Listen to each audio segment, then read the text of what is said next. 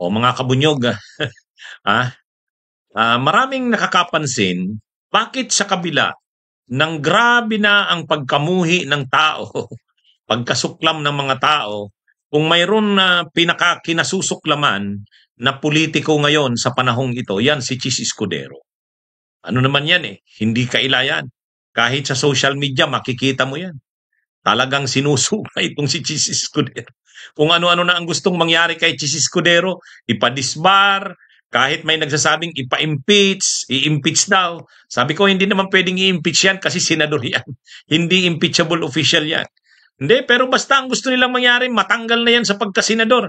Ang problema, ang pagtanggal mo ng senador sa ethics complaint. Ano? Ethics committee.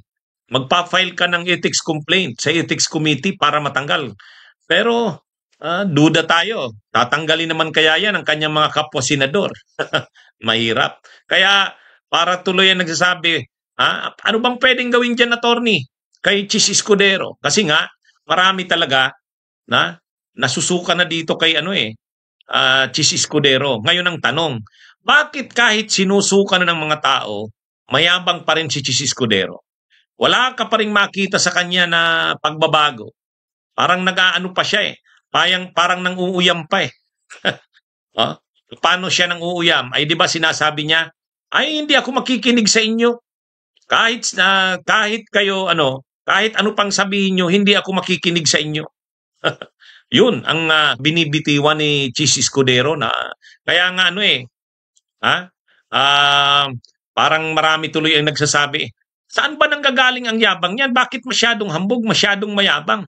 Pa-cute, lahat na ng tantsaw inaabot eh. Bakit? Dalawang bagay ang pinanggagalingan ng yabang niya ni Chis Escudero. Bakit hindi pa rin nagbabago? Unang-una kasi, para sa kanya, nakakasigurado siya na siya pa rin ang Senate President. Ano man daw ang gawin, balik ta rin man, siya pa rin ang Senate President. So, wala siyang pag-aalanganan. Kasi, ang importante sa kanya, manatili siyang Senate President. At ang kanyang mga kapwa-senador, suportado pa rin siya.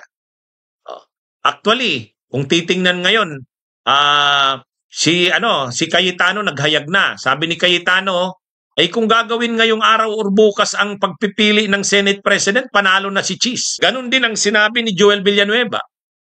Si Joel Villanueva sa si Cayetano, okay, inaasahan ang mga yan. Pero ang hindi ko inaasahan, na kaagad-agad maghahayag ng suporta kay Chis Escudero ay si Erwin Tulfo.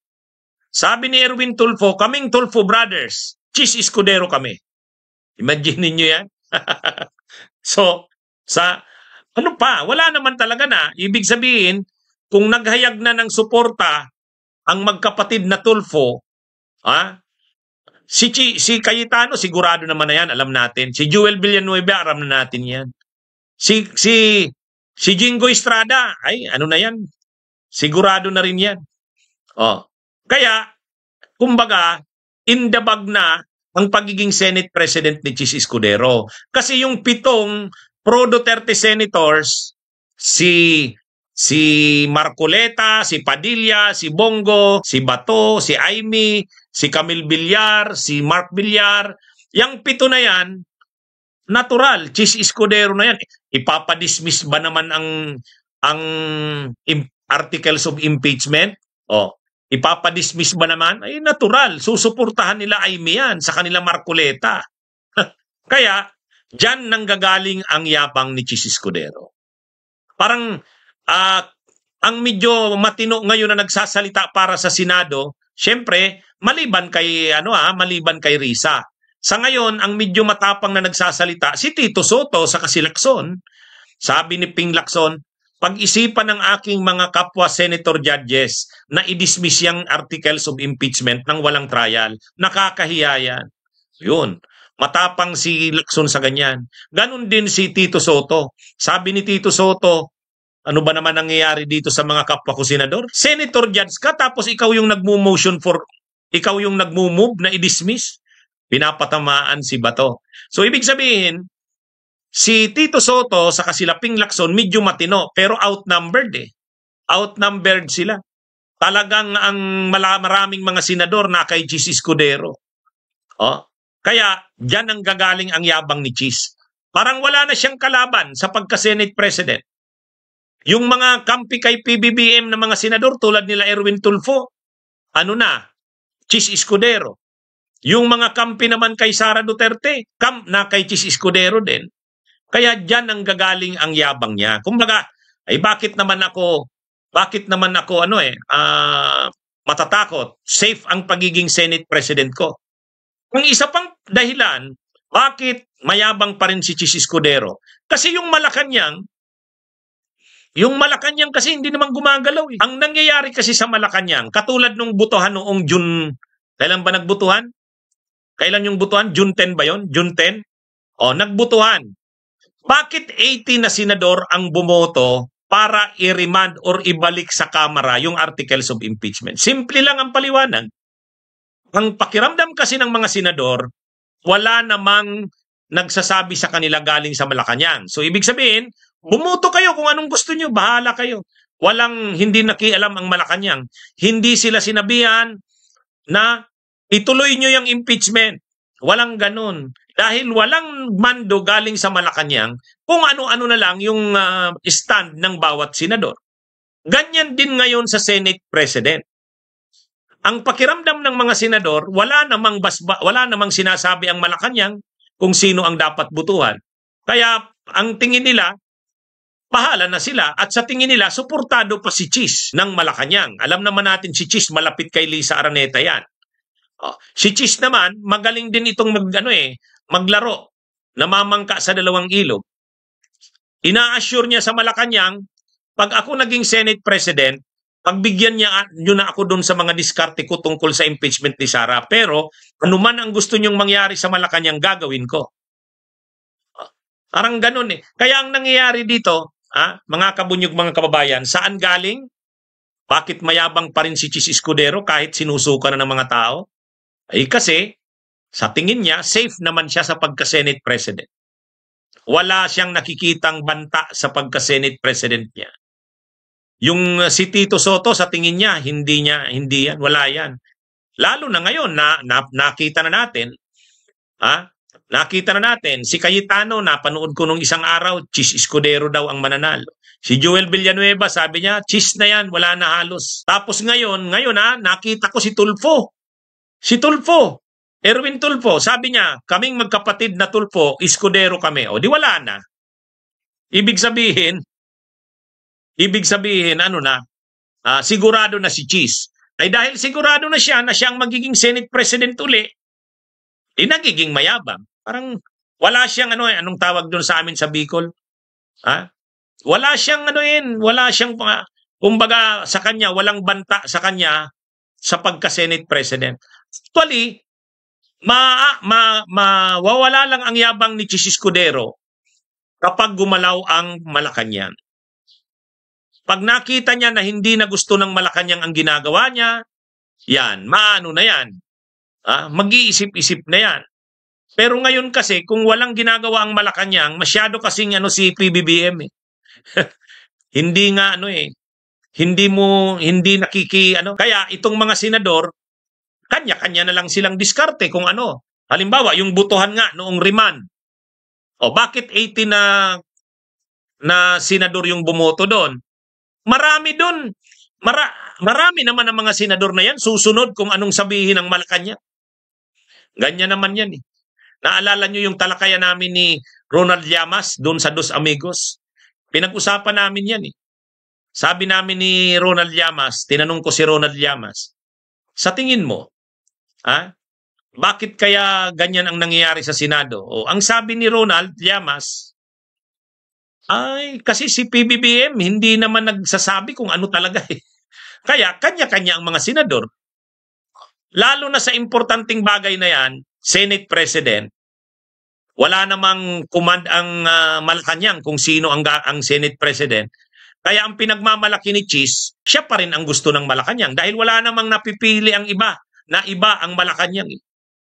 Kaya kahit itong si Erwin Tulfo susunod yan kila Marcos at kila Romualdez. Pero wala namang sinasabi si Marcos. Akala nila okay kay Marcos si Chis Escudero. O di Chis Escudero sila. Di ba? Pero pag nagkumandang Malacanang, marami dyan, susunod kung anong sasabihin ng Malacanang. Lalo pat siyempre may kakabit na budget. Ay, ang mga senador naman. Ha? Ang mga senador, pag nakialam ang Malacanang. Naalala nyo si Subiri. O, di ba si Subiri? Si Subiri, ang akala niya, hindi siya matatanggal sa pagka-Senate President dahil suportado siya ng Malacanang. Pero nung nagbago ng stand ang Malacanang, dahil ang ginawa ni Subiri ay, imagine niyo hindi pinapatigil ni Subiri yung hearing ng committee ni Bato, yung tungkol sa mga sinasabi ni Jonathan Morales, yung tungkol sa pulburon video. Oh, sirang-sira na si PBBM doon. Ha? Nakailang hearing na si Bato doon, nakatatlong hearings na yata yun tungkol doon kay Jonathan Morales. Lahat tungkol kay PBBM, yung tungkol sa pulburon video. Sinasabihan na si Mig Subiri noon, SP. SP, ibig sabihin Senate President. Patigil mo na kay Bato yung hearing niya. Ano na yan masyado nang nakakasira kay presidente. Anong ginawa ni Mig Subiri? Wala. Hinayaan niya lang si Bato. O anong nangyari? Kumalaw ang Malacanang. Binigyan na ngayon ng go signal na masibak sa pagka-Senate President si Mig Subiri. Nabigla na lang si Mig Subiri. Ganyan yan. Kaya kahit itong si Chis Escudero, kaya yan nagiging mayabang dahil alam niyang hindi gumagalaw ang Malacanang at wala siyang alam na galaw ng Malacanang. Pero pag gumalaw ang Malacanang, mawawala ang yabang niyan. Kasi alam niya naman na iba kapag gumalaw ang Malacanang. Maraming senador diyan susunod. Pag sinabi ng Malacanang, hindi sa amin katanggap-tanggap na si Chis Escudero. Palitan nyo na yan. Susunod yan. Susunod yung mga yan, yung mga senador. Susunod yan. Ang hindi lang diyan susunod, yung mga tao ni Duterte. Tulad ni Marcoleta. Pero outnumbered naman sila Outnumbered naman sila. Pag gumalaw ang Malacanang, halimbawa, kahit yung magkapatid na Estrada, pwedeng si Jinggoy loyal kay Chis, pero si JB pwedeng susunod yan sa Malacanang. Si Alan Peter Cayetano, loyal kay Chis dahil wala namang ginagawa ang Malacanang. Pero pag kinausap yan si Alan Peter Cayetano, bit-bit pa rin pati niyan yung kapatid niyang Pia Cayetano. Kaya ang pinakaano talaga dito, mga kabunyog, mga kababayan, ang nangyayari talaga dito, ang yabang ni Chis nanggagaling sa dahilan na alam niya na ang Malacanang suportado pa rin siya. Wala naman siyang nakikita na ang Malacanang ay gusto na siyang palitan sa pagka-Senate President. Kaya anong nangyayari kay Chis Escudero? Butugon yun. Ibig sabihin, hambugon, mayabang, arugante. Kaya ganyan yan, mga kabunyog, mga kababayan. So, kung pinakadahilan, sagot dito sa tanong ko, bakit kahit sinusuka na ng mga tao, mayabang pa rin si Chis Escudero? One, assured pa rin siya kasi na siya pa rin ang Senate President. Yun naman ang importante kay Chis, ambisyon. Oportunista sa politika ito So para sa kanya, magalit na sa kanya ang tao, basta siya Senate President pa rin. Yun lang sa kanya. Ito namang Senado, wala rin namang pagpapahalaga sa sentimento ng tao. Kasi kung ang Senado ay may hiya, yun, malinaw yun. Kung ang Senado ay may hiya, pakikinggan nila ang boses ng tao. Pero wala. Kaya nga sabi ni Ping Lacson, anong sabi ni Ping Lacson? Kapag dinismiss ng aking mga kapwa senador, senator judges, ang impeachment ng walang trial, kapag dinismiss nila ito, na hindi na pagbibigyan ang prosecution na makapag-present ng mga testigo at ebidensya, ay nakakahiya ang Senado. Ama si Ping Lacson. Kaya lang, ang problema nitong Senadong ito, wala naman talaga ng hiya. Wala naman talaga ng hiya. Kasi kung may hiya ang mga yan, pakikinggan nila ang sentimento ng taong bayan. Itong si Chis, nagiging ganyan yan kasi feeling niya, wala naman siyang dapat na pag-alangan. Unang-una, mananalo pa rin naman siyang Senate President. Pangalawa, wala rin naman siyang nakikitang galaw ng Malacanang. Sa tingin niya, suportado pa rin siya ni PBBM, ni Lisa Araneta. So safe siya. Safe siya. So kung safe siya, bakit siya wala, 'di ba? Anong sabi ni Cheese? Wala akong pakikinggan. 'di ba? Ibig sabihin, kahit daw tayo na mga nagko-comment sa kanya, tayo na mga nagko-komentaryo sa kanya, hindi niya raw tayo pakikinggan. Basta siya daw kung anong tingin niya na dapat, yun daw gagawin niya. 'di ba? 'Di ba? Kaya yan, lalo pa ngayon nag-anunsyo na si Cayetano. Sabi ni Cayetano, si Chis pa rin ang Senate President. Sabi ni Joel Villanueva, si Chis pa rin. Sabi naman ni Erwin Tulfo, kaming magkapatid na Tulfo, Escudero kami. Wala na. Wala na. Talagang yan na ang magiging Senate President. Paano na lang mababago yan?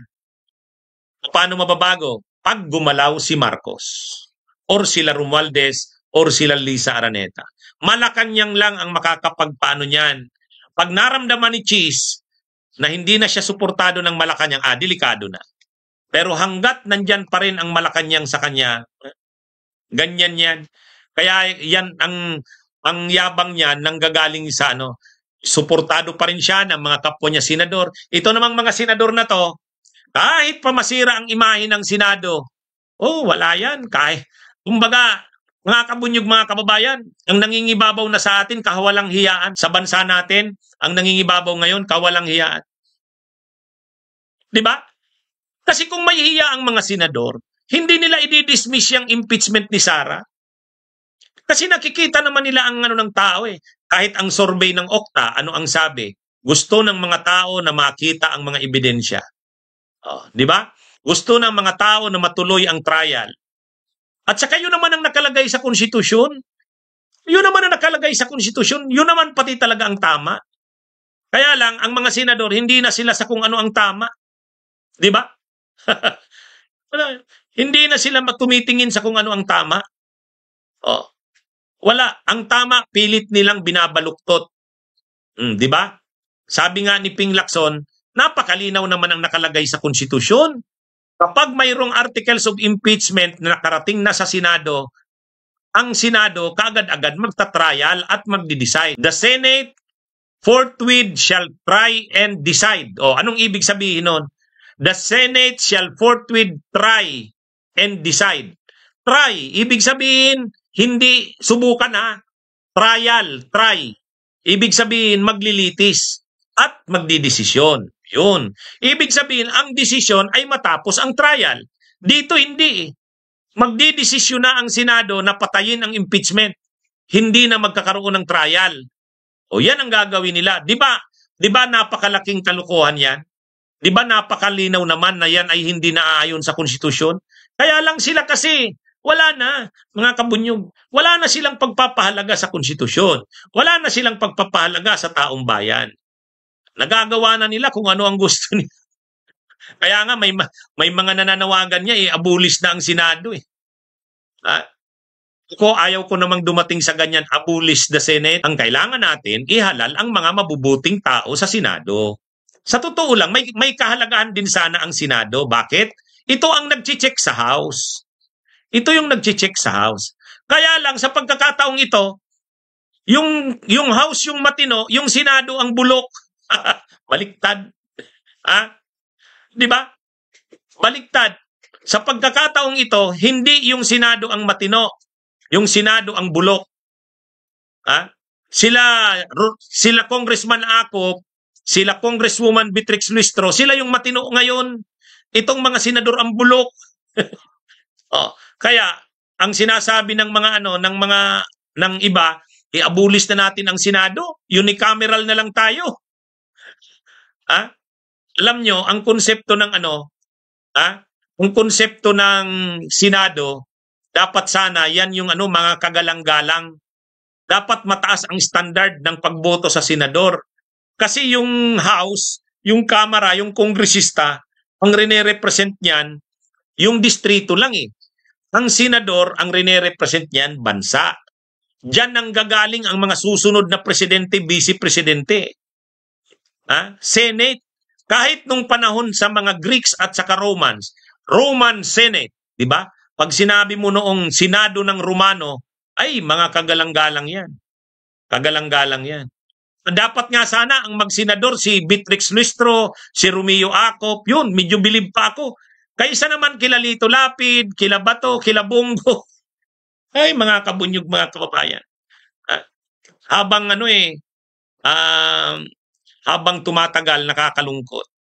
Lalo pa, pag ito si Escudero ang naging Senate President, na siya naman halos ang mangyayari. Ang makakapagpabago na lang talaga, Malacanang. Kapag nakialam ang Malacanang, at sinipa itong si Chis Escudero, yan, medyo yan. Pero hanggat si Chis Escudero ay nandyan, wala kang aasahan sa Senadong ito. Okay? Sige mga kabunyog, mga kabayan. Magandang araw sa inyong lahat. Bunyog, bunyog, halikan na kasama ka. Bunyog, kapag buklod ay may pag-asa. Luzon, Visayas, Mindanao, isa ang pananaw. Sa bagong Pilipinas ang bunyog isisigaw. Bunyog.